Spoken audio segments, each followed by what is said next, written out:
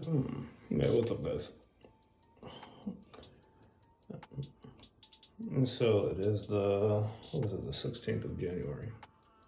And I know in the past I had set out some New Year's resolutions where it was always that I was going to stop drinking.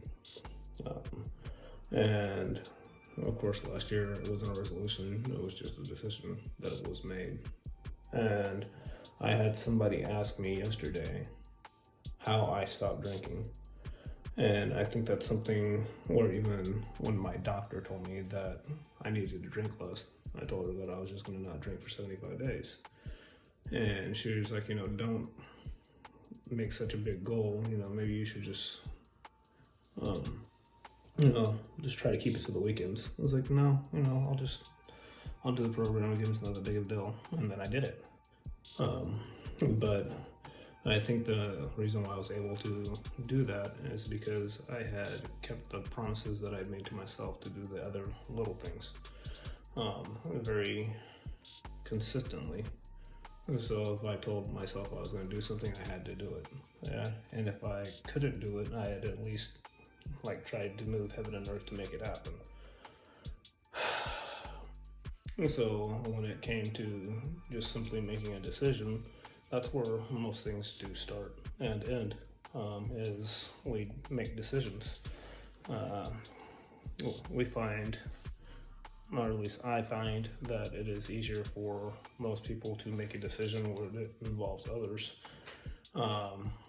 We'll make sacrifices and we'll go out of our way to do good things for others before we do things for ourselves.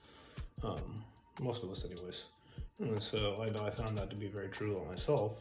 And so, I talk to a lot of people about this when they, say they want to do something, but then they just don't seem to stick to it.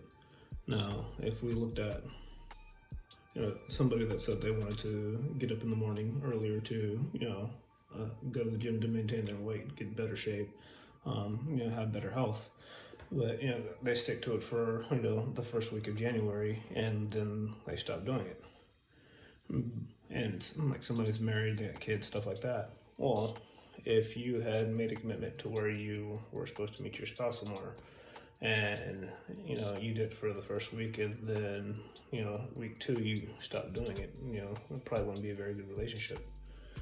So when we look at that in the same hand, where we're looking at the relationship we have with ourselves and our subconscious and our confidence, and to be able to do what we say we're going to do, it's the same thing. If you break that word, you do it for a little bit, then you stop, then you just start breaking character with yourself, and then it becomes harder to keep on doing the things you say you're going to do.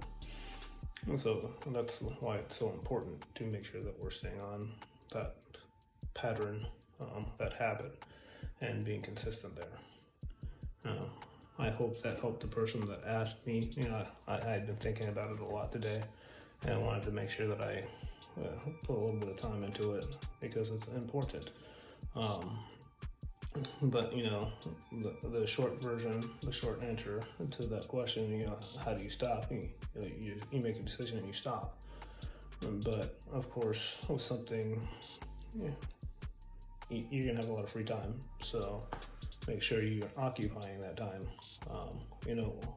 I had somebody tell me, I think it was earlier this year, earlier last year in 2023, that I was addicted to working out. And I thought about that, and the more that I think about it, everybody's going to be doing something. So you're going to be occupying your time with whatever task that you choose. And there was always this thing that I heard when I was a kid that idle hands are the devil's workshop, idle minds are the devil's workshop.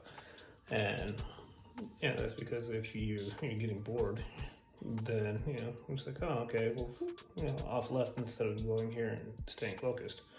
And so make sure you're filling that time with something worthwhile, whether it's a good book, a physical activity, time with family, whatever. Just make sure that if that is what you want to do, that you actually have a plan. because when you start to drift is when it will become the issue. Long one, 5 minutes. Jeez. I hope you guys have a good night. And if you did fall off the path of sticking to those goals for the new year, start tomorrow. It's okay. It happens. Get back after it.